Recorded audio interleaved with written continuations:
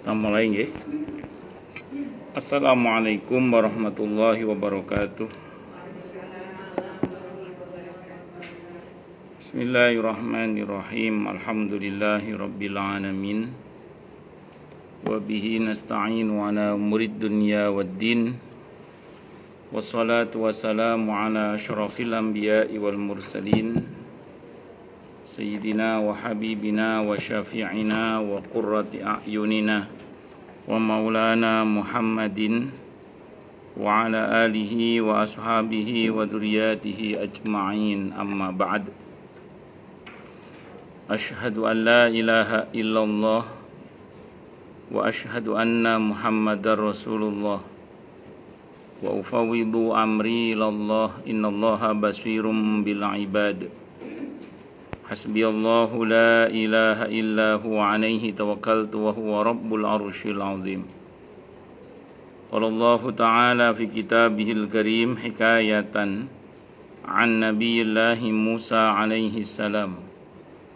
Rabbi syrah li sadri wa yassir li amri wahlul 'uqdatam min lisani yafqahu qawli.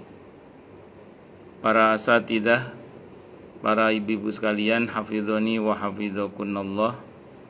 Wabil khusus segenap pengurus majelis taklim ibu-ibu Masjid Babu Taubah, yang semoga pengurusnya dan jamaahnya selalu dalam naungan rahmat, barokah, perlindungan serta bimbingan Allah Subhanahu wa ta'ala. Amin, Allahumma amin, insyaallah.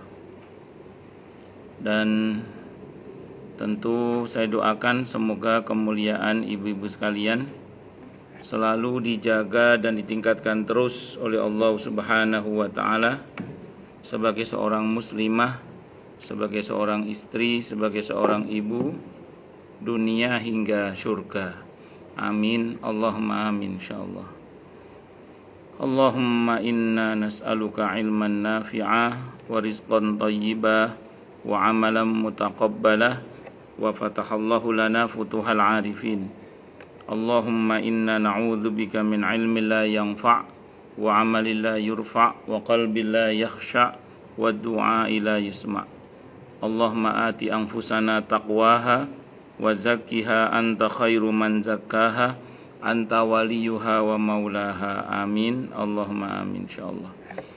Ibu-ibu sekalian, hafizani wa hafizakunallah, masih melanjutkan kajian kita tentang kitab Ar-Ruh karya Ibnul Qayyim Al-Jauziyah rahimahullah rahmatan wasi'ah wa rahimallahu ulama al-muslimin. Qala al-muallif rahimahullahu ta'ala wa nafa'ana bihi wa bi'ulumihi fid dharaini amin. Bismillahirrahmanirrahim. Halaman 153 nggih. Bukan 153, bukan. Yang mana belum selesai? Sampai mana? Yang menurut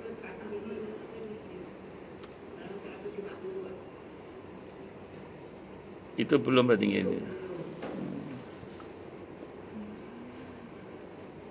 Menurut At-Tirmidzi hadis ini hasan gharib itu ya? Iya. Oh.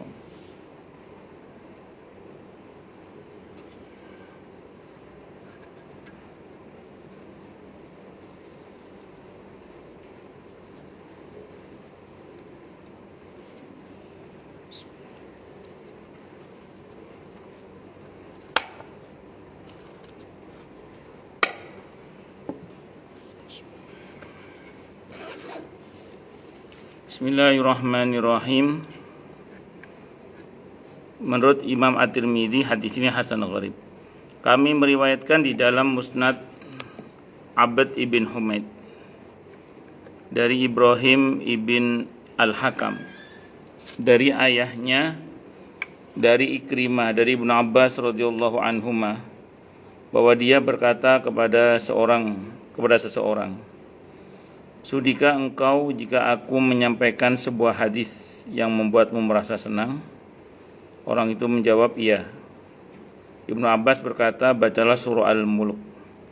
Hafalkanlah ia dan ajarkan pula kepada istrimu, anakmu, anggota keluargamu dan tetangga-tetanggamu. Karena surah Al-Mulk adalah penyelamat dan penentang yang menentang pada hari kiamat di sisi Rabb-nya bagi kepentingan pembacanya. Maksudnya membela ya. Ia meminta agar Allah menyelamatkannya dari siksa neraka jika ia berada di dalam neraka, dan agar Allah menyelamatkannya dari siksa kubur. Lalu Rasulullah Muhammad sallallahu alaihi wasallam bersabda, "Aku ingin sekiranya hal itu ada dalam hati setiap orang dari umatku." Abu Umar Ibn Abdul Bar berkata, ada riwayat yang sahih dari Rasulullah Muhammad SAW, beliau bersabda, sesungguhnya surah Al-Mulk sebanyak 30 ayat dapat memberi syafaat kepada pembacanya hingga dosanya diampuni. Jadi kalau kapan hari misalnya ada sebagian orang yang mendhaifkan, saya sudah sering sampaikan di sini bahwa betul memang ada yang mendhaifkan beberapa riwayat berkaitan dengan keutamaan surah Al-Mulk. Tapi jangan salah, ada beberapa yang menghasankan, bahkan beberapa mensahihkan. Nah, di antara yang menghasankan itu Imam At-Tirmidzi. Di antara yang mensahihkan adalah Ibnu Abdul Bar, Abu Umar Ibn Abdul Bar, itu di antaranya. Makanya surah Al-Mulk ini kalau bisa sering-sering dibaca hingga hafal. Sering-sering dibaca hingga hafal. Yang sudah hafal sering dimurajaah. Nah, bacanya kapan? Kalau dalam satu riwayat disebutkan waktunya malam. Tapi di beberapa riwayat yang kita baca tadi nggak disebutkan waktunya, berarti bebas, kapan saja. Kalau saya sering menyimpulkan ya dibaca kapan saja, terutama malam sebelum tidur. Jadi dibacanya kapan saja. Ya, yang syukur-syukur tadi, sebagaimana yang dalam hadis sahih tadi. Nah, aku berharap itu ada dalam hati umatku. Itu maksudnya ya sering dibaca hingga hafal kalau bisa. Kalau nggak hafal, ya yang penting sering dibaca sampai ada dalam hatinya lah itu. Karena memang kalau sudah sepuh itu kadang ya sudah berusaha menghafalkan tapi ya nggak hafal-hafal. Dan teorinya memang begitu, hafalkan walaupun nggak hafal-hafal, gitu aja. Niat murajaah saja, niat diulang-ulang gitu aja. Insya Allah lama-lama nggak hafal. Allah di dalam Sunan Ibnu Majah disebutkan dari hadis Abi Hurairah radhiyallahu an, dan dia memarfukannya. Memarfukan itu maksudnya diangkat hadisnya sampai ke Rasulullah Muhammad sallallahu alaihi wasallam. Kalau hadis itu terhenti di sahabat namanya mauquf namanya. Kalau terhenti di tabi'in namanya munqati'. Jadi kalau hadis terangkat sampai ke Rasulullah Muhammad sallallahu alaihi wasallam istilahnya hadis marfu' namanya. Kalau hadis yang terhenti di sahabat itu namanya hadis mauquf namanya. Kalau terhenti di tabi'in namanya hadis munqati'. Kalau marfu' berarti nyambung sanadnya sampai ke Rasulullah Muhammad sallallahu alaihi wasallam. Kalau mauquf terhenti di sahabat itu qaulus sahabat, perkataan sahabat. Pertanyaannya gini, apakah hadis yang mauquf bisa jadi dalil? Jawabannya bisa dalam madhab Hambali. Dalam madhab Hambali perkataan sahabat itu dalil. Itu dalam madhab Hambali. Berbeda dengan madhab Hambali, madhab Syafi'i. Perkataan sahabat tidak serta-merta menjadi dalil kecuali ada kesepakatan di antara para sahabat. Namanya ijma' sahabat. Ya, jadi ada qaulus sahabah, perkataan sahabat, ada ijma' sahabat, kesepakatan para sahabat. Itu pembukuan Al-Quran itu ijma' sahabat. Terus kemudian tarawih tiap malam di masjid di awal waktu itu ijma' sahabat. Ijma' sahabat. Tarawih yang salat Idul Fitri yang tadinya di lapangan di masa Nabi, di masa Sayyidina Umar ditarik ke Masjid Nabawi, itu juga ijma' sahabat. Itu ijma' sahabat. Itu bisa jadi dalil. Kalau dalam mazhab Syafi'i nunggu ijma' dulu. Tabi'in juga sama itu. Tabi'in itu secara umum perkataan tabi'in tidak bisa menjadi dalil. Tapi kalau ada ijma' tabi'in bisa jadi dalil. Contohnya apa? Pembukuan hadis. Pembukuan hadis itu terjadi di masa Umar bin Abdul Aziz. Itu sudah generasi tabi'in, walaupun masih ada para sahabat saat itu. dan kebijakan beliau tidak ditentang oleh para tabi'in, termasuk para sahabat yang masih hidup saat itu. Nah, kesepakatan itu namanya ijma' di kalangan para tabi'in. Itu juga bisa menjadi dalil. Itu seperti, karena di masa Nabi kan dilarang hadis ditulis kecuali oleh sekretaris pribadi beliau, karena takut nanti bercampur antara Al-Quran dan hadis. Nah, sementara di masa Sayyidina Umar bin Abdul Aziz radhiyallahu an itu mulai diperintah untuk ditulis hadis itu, dibukukan maksudnya. Kalau di masa Nabi dilarang itu, kecuali oleh orang-orang tertentu. Allah, karena takut tadi bercampur antara Al-Quran dan hadis. Itu seperti itu. Jadi pembukuan hadis itu ya perkara baru sebenarnya, pembukuannya itu. Kodifikasinya kalau penulisannya oleh orang-orang tertentu sudah ada, tapi kodifikasinya itu perkara yang baru. Nah, tapi itu disepakati oleh seluruh ulama di masa Umar bin Abdul Aziz, masuk para sahabat yang masih hidup saat itu, sehingga itu menjadi ijma' itu. Dan itu bisa jadi dalil. Itu seperti itu. Terus kemudian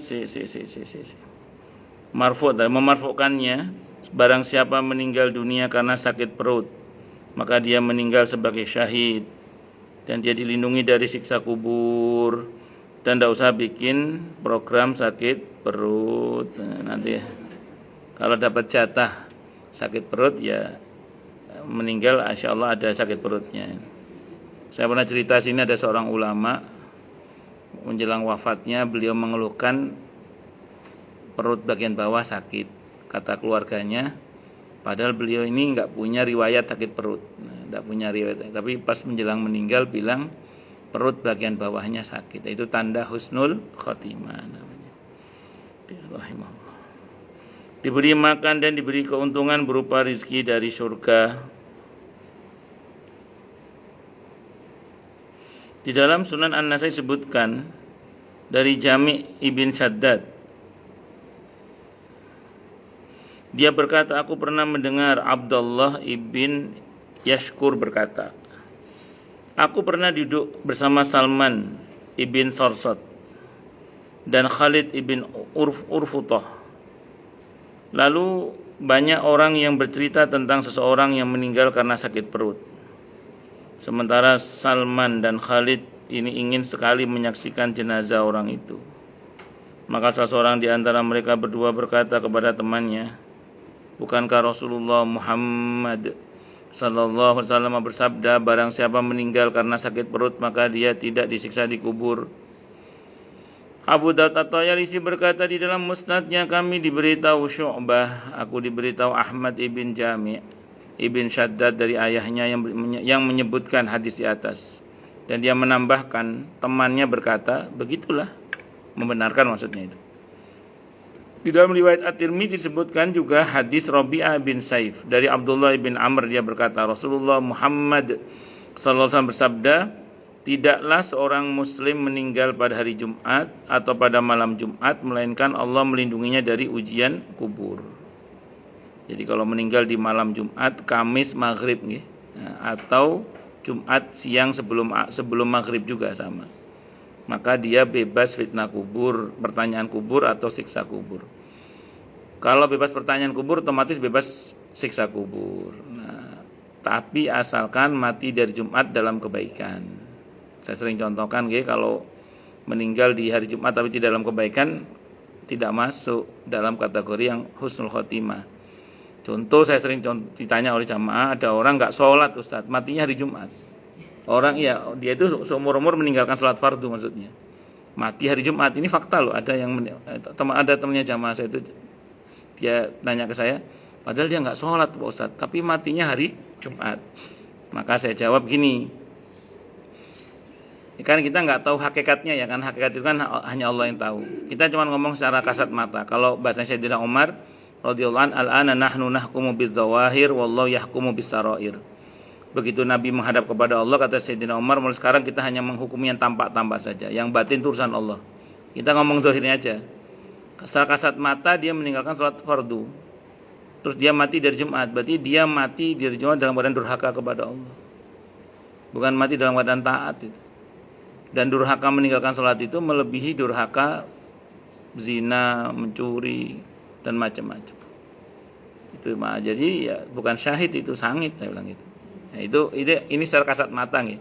Karena kita nggak bisa menghukumi batinnya, kita hanya bisa menghukumi zahirnya, saya bilang gitu. Ya memang kalau kita mau husnudzon bisa juga gini, mungkin siapa tahu beberapa menit sebelum dia mati dia tobat, bisa saja kan. Kalau Allah berkehendak kan bisa saja. Tapi kan kita bukan urusan kita, itu urusan dia dengan Allah. Urusan kita adalah zahirnya tampak seperti itu ya. Kita nyatakan tidak syahid. Itu seperti itu. Dan yang kedua, yang pernah saya ceritakan di sini, ada begal di Tangerang, begal malam Jumat. Ketangkep sama orang, dibunuh, dibakar, mati itu. Iya. Itu ada 2 tanda mati syahid itu, mati malam Jumat sama mati dibakar itu. Karena itu dua-duanya tanda mati syahid itu. Tapi dia kan karena begal. Itu ya bukan syahid, itu sangit itu seperti itu. Nah, ini perlu dipahami, bukan apa-apa, supaya kita itu tahu kriterianya kalau kita dalam kebaikan. Ya kayak mati tenggelam. Itu kan syahid. Ini ceritanya ada orang nyolong lari kecemplung kali. Ya itu syahid sangit itu. Oh, itu intinya gitulah intinya. Allahu Akbar. Naudzubillah ya, naudzubillah min sangit.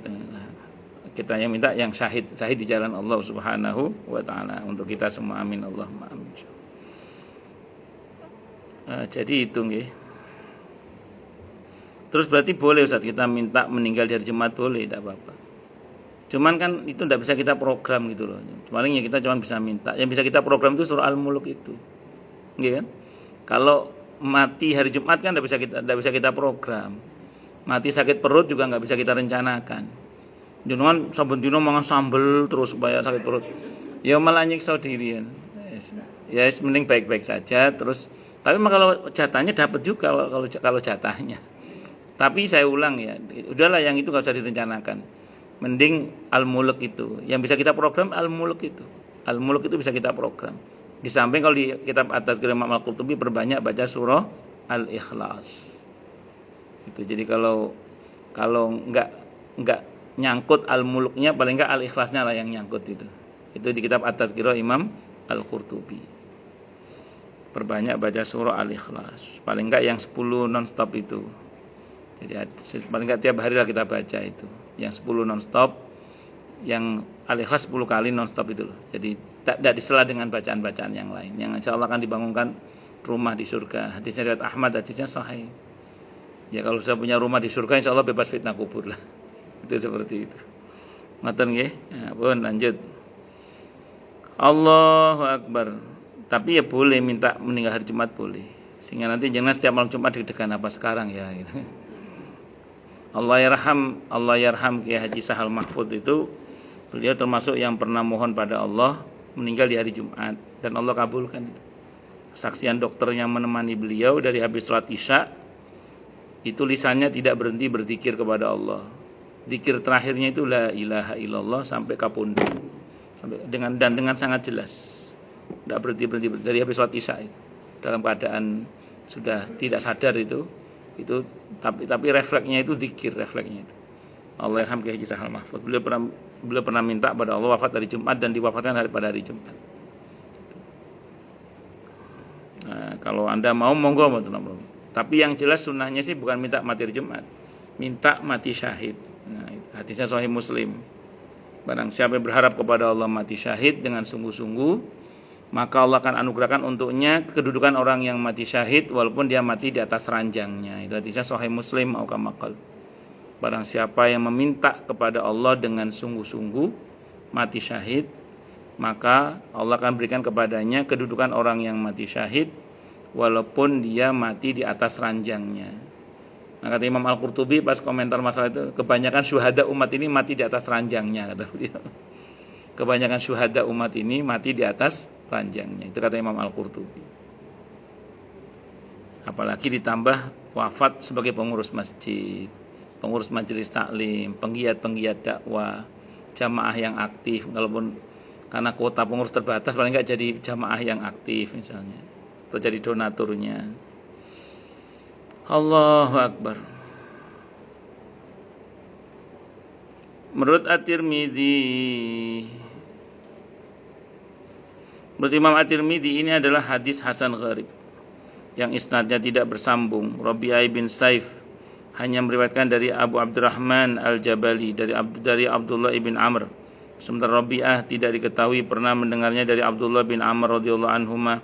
Hadis serupa juga diriwayatkan Abu Nuaim Al-Hafidz rahimahullah dari Muhammad ibn Munkadir dari Jabir secara marfu dengan lafaz sebagai berikut: barang siapa meninggal pada hari Jumat atau pada malam Jumat atau pada hari Jumat, maka dia dilindungi dari siksa kubur. Dan dia datang pada hari kiamat sambil membawa label syuhada. Umar ibn Musa al-Wajihi menyendiri dalam riwayatnya, dan dia orang yang dhaif. Sabda Rasulullah Muhammad SAW, kilatan pedang. Tapi ini sudah kita bahas di ketika saya pas ngaji kitab At-Tadhkirah, ketika kita membahas 18 tanda husnul khotimah itu. Hadisnya hasan ini. Jadi hadis dhaif itu kalau jalur periwayatannya banyak bisa menjadi apa, Bu?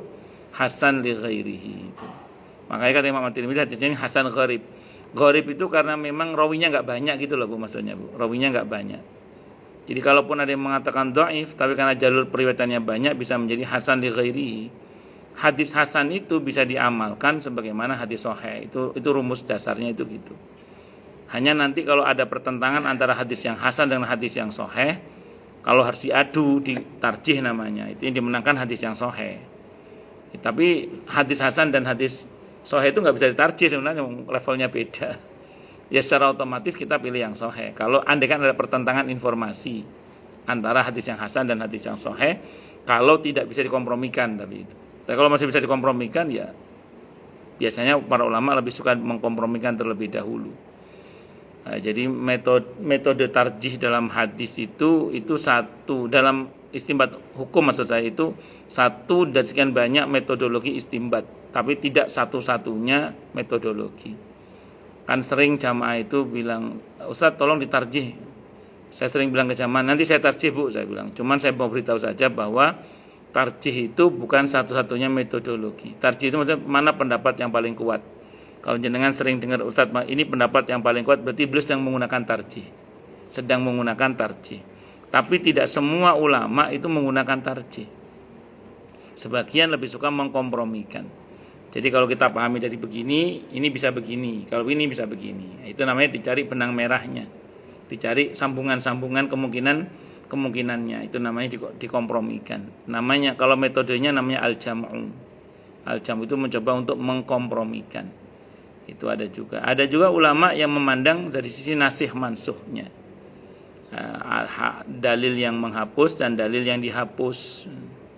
Kayak kemarin kan ada jamaah itu konsultasi waris sekeluarga. Nah, di antara pertanyaannya, ini masalahnya orang tuanya meninggal dalam keadaan tanda tangan dua-duanya meninggalkan wasiat. Di antara wasiat itu adalah untuk ahli waris. Nah, maka saya sampaikan ayat tentang wasiat untuk ahli waris itu sudah dihapus. Yang ada di Al-Baqarah 180, 181, 182, 182 itu sudah dihapus dengan surah An-Nisa ayat 11 12. Sudah mansukh. Tapi di Al-Baqarah ayat 180, 181, 182 itu masih berlaku kalau ahli warisnya mahjub. Mahjub itu terhalang dari mendapatkan waris. Nah, kemarin itu di anggota keluarga itu anaknya laki 2, perempuan 2. Berarti kan saudara-saudaranya si bapak ibunya kan nggak dapat bagian waris karena ada anak laki-laki kan. Nah, karena ada anak laki-laki. Nah, tapi kalau si bapaknya ini mewasiatkan untuk salah satu adiknya yang tidak mampu karena sayang sama adiknya, maka wasiat itu masih berlaku. Kenapa? Karena adiknya si mayit ini terhalang dari mendapatkan waris. Jadi ayat tentang wasiat untuk ahli waris itu masih bisa berlaku kalau si ahli warisnya itu mahjub. Mahjub itu terhalang. Yang mahjub hirman ya, yang betul-betul terhalang. Kan ada mahjub itu mahjub yang nukson. Jadi mahjub terhalang tapi dia tetap masih dapat bagian waris. Contoh misalnya ibu. Ibu itu kan kalau si mayit tidak punya anak, tidak punya saudara, kan dia dapat bagian sepertiga. Tapi kalau anaknya ini punya yang mayit ini punya saudara atau punya anak, maka ibunya dapat 1/6 gitu. Kalau bapak mah nggak bisa naik, tetap sepertiga, seperenam bapak itu. Kalau bapak itu, nah makanya kalau ada istilah laki-laki selalu lebih banyak bagiannya, salah itu. Di dalam waris bapak sama ibu bisa dapat sepertiga. Kalau bapak selamanya seperenam bapak itu. Kalau ibu bisa sepertiga, tapi dengan catatan kalau si mayit, anaknya si ibu itu tidak punya saudara dan juga tidak punya anak. Itu baru ibu dapat bagian sepertiga itu. Itu seperti itu. Itu jadi ini saya beritahu biar ibu-ibu nanti nggak kaget ya. Loh, kemarin kata Ustadz ini yang lebih kuat ini. Kalau istilah lebih kuat itu bukan berarti yang nggak kuat itu nggak dipakai ya Bu ya. Kayak gini lah Bu, orang sering bertanya, itu mengusap kepala saat wudhu ya, itu 3 kali apa sekali sebenarnya? Kalau ibu berapa kali? Oke, itu yang paling kuat itu dalilnya. Yang 3 kali itu juga ada riwayatnya. Dan bukan berarti terus kemudian mengamalkan yang satu, terus kemudian yang satu itu dianggap salah gitu loh. Itu kesalahan orang hari ini itu kan nganggap kalau inilah yang paling kuat, terus dianggap yang lemah itu salah. Padahal yang dianggap lebih lemah itu bukan berarti itu salah. Nah, kalau pakai pendekatan al-jamu kompromi itu masih bisa diamalkan sebenarnya. Itu sebenarnya karena prinsipnya hadis yang sahih itu masih bisa diamalkan, atau hadis yang hasan itu masih bisa diamalkan. Hanya sebagian kita memilih yang lebih kuat misalnya. Kayak tayamum itu. Kalau kita pelajari hadisnya di fikih sunnah yaitu, itu yang paling sahih memang sampai sini, yang paling sahih. Yang paling sahih. Tapi di Bidayatul Mujtahid sampai sini pun ini juga sahih kalau di Bidayatul Mujtahid. Ini sampai sini pun masih sahih. Walaupun ada yang mendhaifkan, tempat di Bidayatul Mujtahid ini disahihkan. Ya, jadi ya monggo. Saya tergantung lengan baju saya aja kalau saya. Betul, kalau lengan baju saya lagi yang panjang, saya biasanya sampai sini mengamalkan. Tapi kalau lagi pendek gini, biasanya saya lebih suka sampai sini. Kalau saya pribadi ya, lebih suka. Itu begitu. Jadi jangan terus kita menyalahkan yang pengamalan yang lain yang tidak lebih kuat dalilnya, tapi itu sahih juga gitu loh. Maksud saya itu gitu. Kesalahan kita hari ini ya gitu tadi, sebagian orang nganggap kalau pilih yang lebih kuat dianggap yang tidak kuat itu salah. Padahal itu ya sahih juga dan bisa diamalkan. Dan istilah para ulama itu, kebenaran di dalam Islam itu bisa 1, 2, 3, 4, 5 karena 5-5-nya Nabi ajarkan dan atau Nabi contohkan. Itu takbir di sini misalnya Allahu Akbar atau Allahu Akbar, riwayatnya ada semua itu riwayatnya. Sebagaimana ketika Anda sujud lutut dulu baru tangan atau tangan baru lutut, itu dua-duanya riwayatnya juga ada dan sama-sama sahihnya dalam riwayat Abi Dawud misalnya. Salat yang tahiyatnya cuma sekali itu, yang model tawarruk ada hadisnya, yang model iftirash juga ada hadisnya masing-masing. Dan hadisnya sama-sama sahihnya di riwayat Abi Dawud juga sama. Hanya beda rawinya, satu Siti Aisyah, satu yang lainnya. Nah, itu kan kalau kita mau kompromikan ya berarti dua-duanya bisa diamalkan. Kalau ulama sederhana, yang Nabi meletakkan lutut terlebih dahulu baru tangan itu masih muda. Yang tangan dulu lutut itu kita beli sudah mulai sepuh. Ya, jadi ya monggo mawon. Itu. Karena rawinya yang pertama itu Wa'il bin Hujr. Rawi yang belakangan itu yang tangan dulu itu Abu Hurairah. Abu Hurairah itu masuk Islam, Nabi menghadap kepada Allah kurang 3 tahun setengah. Jadi usia Nabi saat itu udah 60-an kira-kira. Ya sudah mulai ya mulai udzur lah istilahnya gitu. Secara fisik, secara zahir. Itu seperti itu. Ya walaupun Nabi kita Muhammad SAW itu secara internal beliau sehat. Kalaupun beliau sempat sakit setelah Umrah Hudaybiyah itu karena habis makan daging kambing yang diracun oleh orang Yahudi itu. Yang sejak itu Nabi sering sakit. Jadi racun yang orang Yahudi yang meracuni Nabi itu kan berkeyakinan kalau dia asli Nabi nggak akan mati oleh racun. Itu keyakinannya orang Yahudi. Dan memang betul Nabi tidak wafat. Tapi 2 orang sahabat yang makan bersama Nabi wafat langsung. Dan racun itu yang kata Nabi dalam satu riwayat itu yang akhirnya mengganggu kesehatan beliau. Beliau jadi agak sering sakit itu sejak diracun oleh wanita Yahudi. Itu faktor eksternal awalnya. Tapi secara umum beliau orangnya sangat sehat tentunya. Buktinya ketika wafat ada sahabat yang menghitung uban Nabi cuma 20. Di usia 63 itu uban Nabi cuma berapa? 20. Kalau saya udah berapa ini bannya? Itu seperti itu. Allah. Sampai mana tadi, Bu? Oh, dhaif tadi ya, dia orang-orangnya. Sabda Rasulullah Muhammad SAW, kilatan pedang. Kilatan pedang yang berkelebat di atas kepalanya sudah cukup sebagai ujian, artinya iman dan kemunafikan seseorang diuji dengan kilatan pedang yang berkelebat di atas kepalanya. Namun dia tidak melarikan diri. Kalau memang dia orang munafik, tentu tidak sanggup bersabar melihat kilatan pedang itu. Berarti imanlah yang membuatnya mau mengorbankan jiwa kepada Allah, dan di dalam dadanya berkobar kemarahan karena Allah dan Rasulnya.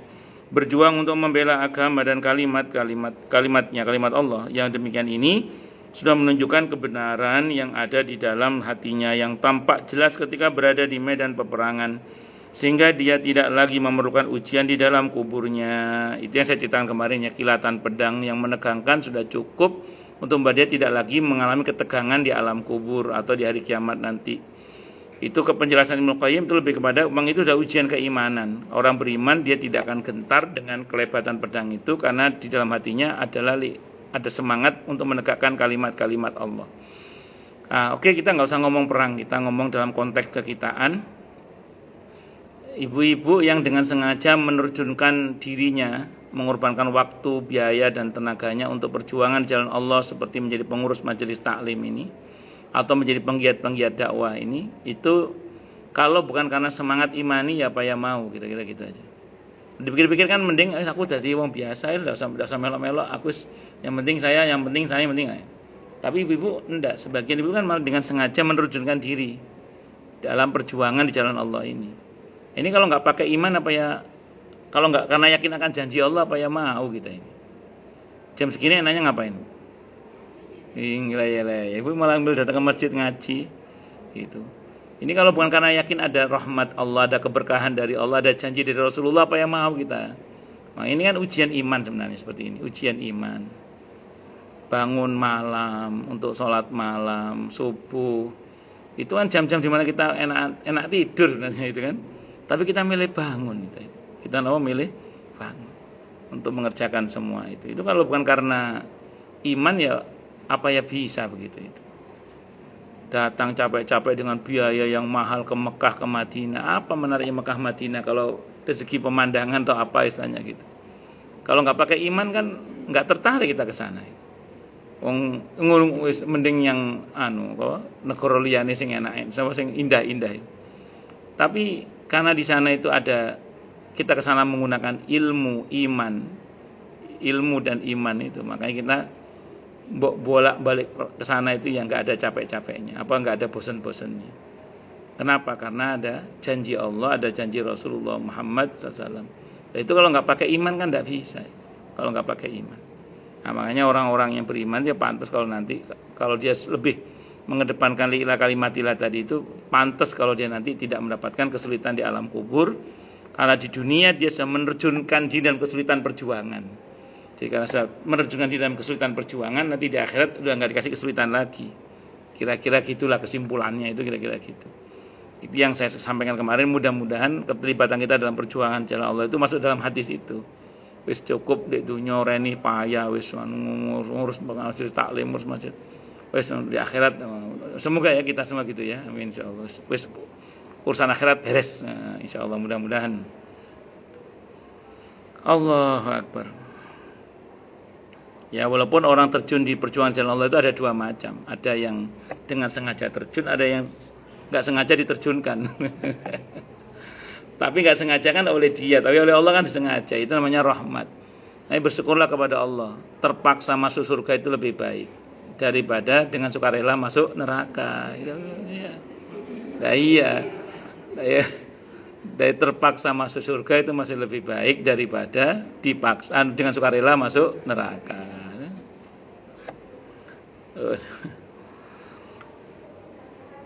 Ya fakta kan, sebagian kita kan ada yang dalam tanda kutip awalnya nggak menyengaja terjun di perjuangan jalan Allah, tapi keadaan yang memaksa dia atau dipaksa dia untuk masuk dalam perjuangan kan. Ya akhirnya mau tidak mau ikut. Awalnya gitu, tapi lama-lama kan menikmati insyaallah. Nah, itu namanya dipaksa masuk surga namanya. Dipaksa masuk surga. Allahu Akbar. Ya, terpaksa masuk surga itu lebih baik daripada dengan sukarela masuk neraka. Sabda Rasulullah Muhammad sallallahu alaihi wasallam, kilatan pedang berkelebat di atas kepalanya. Sudah ya. Abu Abdillah Al-Qurtubi berkata rahimahullah, jika orang mati syahid tidak diuji dalam kubur, maka orang yang siddiq lebih layak untuk tidak diuji karena pahalanya lebih besar. Apalagi ia disebut lebih dahulu dalam ayat daripada orang yang mati syahid minan nabiyina wasiddiqina wasyuhada. Kalau orang yang mati syahid tidak diuji di dalam kubur, lalu bagaimana dengan orang yang tingkatnya lebih tinggi darinya? Maka tentulah dia lebih layak untuk tidak diuji. Jadi di atasnya orang yang mati syahid itu siddiq. Di atasnya siddiq namanya nabi. Jadi minan nabiyina wasiddiqina wasyuhada. Pertanyaannya, siapa siddiq itu? Siddiq itu adalah orang-orang yang jujur. Siddiq itu adalah orang-orang yang jujur. Saya sering sampaikan di sini ya. Jujur yang pertama itu jujur pada Allah. Jadi seorang muslim harus jujur pada Allah. Yang kedua jujur pada diri sendiri. Yang ketiga jujur pada sesama. Ini kalau kita berhasil menjadi orang yang jujur, insya Allah ya, insya Allah, dan semoga kita digolongkan dalam golongan siddiqin. Walaupun kita tidak sekelas dengan Abu Bakar As-Siddiq ya, sebagaimana beliau dengan keimanan dahsyat. Paling enggak memper itu, menyerupai itu ya, semoga kita satu rombongan gitu loh maksudnya itu. Kan man tasyabbaha biqaumin fahuwa minhum. Siapa yang menyerupai satu kaum, maka dia dalam golongan kaum itu. Nah, kalau kita sudah berusaha untuk berlaku jujur kepada Allah, jujur pada diri sendiri, jujur pada sesama, insya Allah dan semoga kita termasuk dalam kategori siddiqin itu. Mudah-mudahan, amin.